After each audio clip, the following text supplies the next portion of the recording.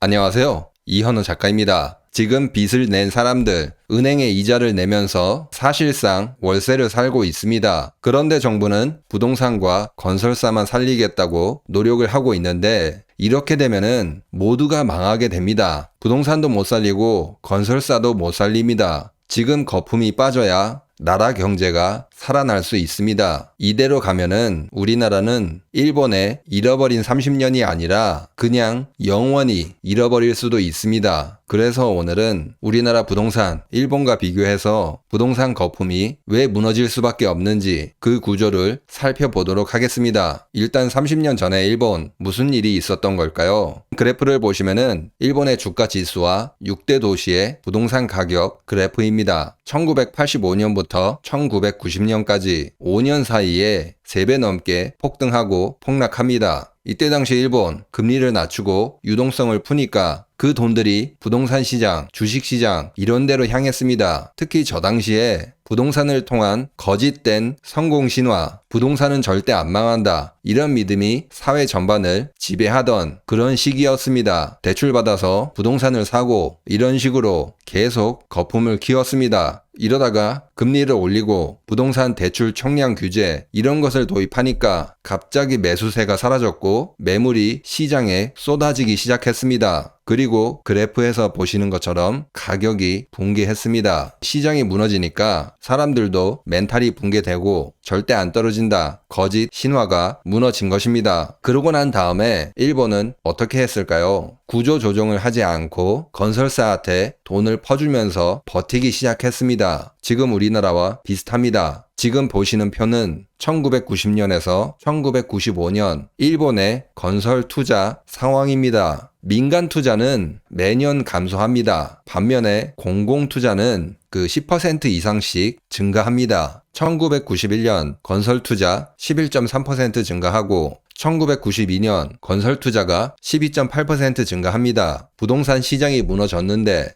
정부는 구조 조정을 하지 않고 오히려 건설 경기를 띄우기 위해서 돈을 쏟아 부었습니다. 그 부실한 구조를 개혁하지 않고 썩은 부분을 도려내지 않고 계속 그렇게 병들어 간 겁니다. 일본 산업의 생산성, 경쟁력 모두 다 제자리에서 멈췄습니다. 그렇게 잃어버린 30년 늪에 빠진 것입니다. 그런데 문제는 이 흐름이 우리에게도 그대로 보이고 있습니다. 지금도 부동산 살리겠다고 정부가 대출 풀고 건설사 지원하고 있습니다. 하지만 경제는 어떻게 되고 있죠? 점점 나락으로 떨어지고 있습니다. 그런데 문제는 일본보다 우리나라가 훨씬 더 심각한 상황입니다. 일본 버블이 무너질 때 가계부채가 얼마였는지 아시나요? 1990년 2분기 일본의 가계부채는 GDP 대비 67.9%였습니다. 그런데 지금 대한민국의 가계부채 무려 90.7%입니다.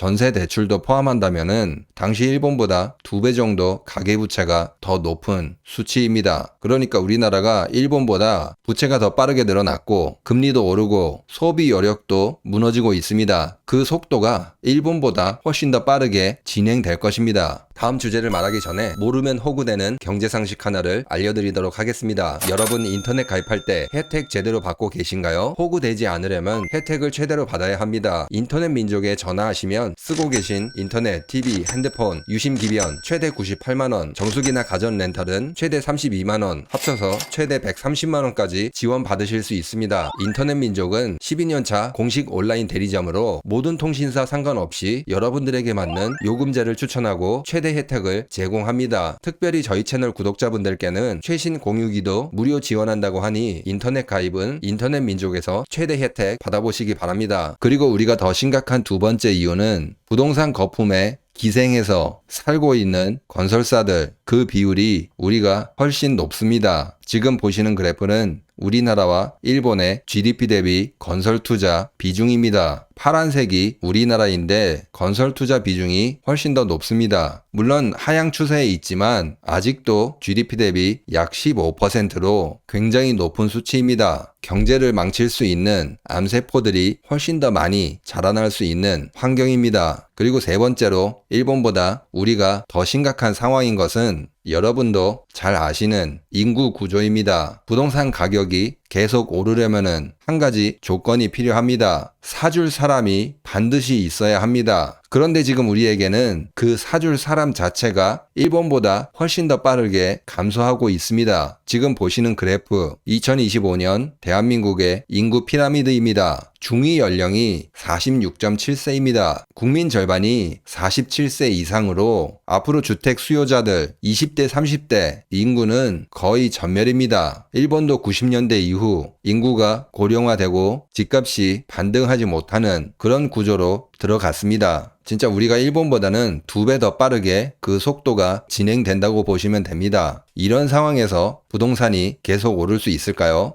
지금 소득도 줄고 인구도 줄고 대출도 안 나오는 이런 구조에서 앞으로 매물을 받아줄 수 있는 사람들 없습니다. 여기까지는 경제적 구조인데 사회적, 정치적 구조 이거를 봐도 일본과 우리나라가 약간 비슷한 구조입니다. 지금 보시는 표는 일본 기사에서 찾은 건데 일본 건설사와 정치권 사이의 비리 구조 그거를 나타낸 그래프입니다. 정부가 공사를 발주하고 대형 건설사가 그것을 수주하고 공사를 받은 건설사는 정치인들한테 후원금을 보냅니다. 그러니까 돈이 정치인, 건설사 계속 돌고 도는 겁니다. 일본이 구조조정을 하지 않은 이유가 돈이 건설사하고 정치인들하고 뱅글뱅글 도니까 어떻게 된 거죠? 구조조정을 안 한 겁니다. 경쟁도 없고 혁신도 없고 그런 산업 구조가 고착된 겁니다. 결국 이 피해는 일본 국민들이 세금으로 다 메웠습니다. 우리나라 역시도 비슷한 구조가 있습니다. 관료 집단, 정치인, 언론, 교수들, 전문가 집단들 어떻게 되고 있죠? 서로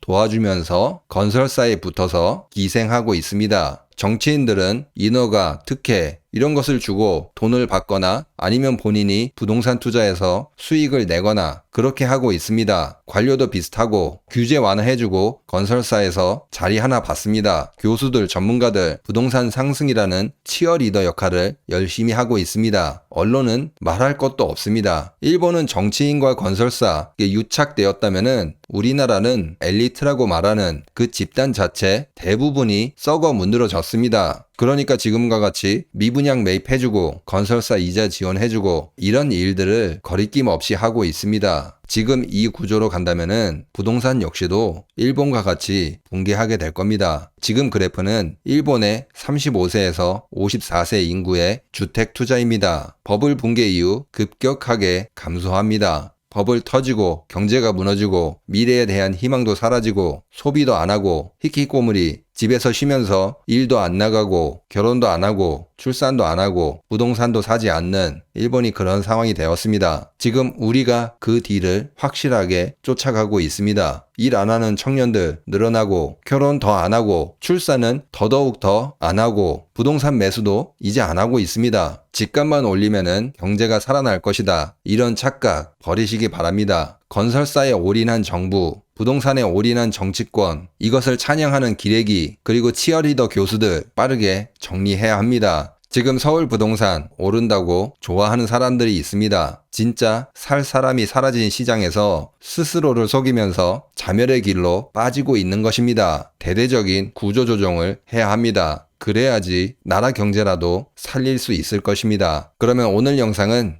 여기서 마치도록 하겠습니다. 구독과 좋아요 꼭 부탁드립니다. 감사합니다.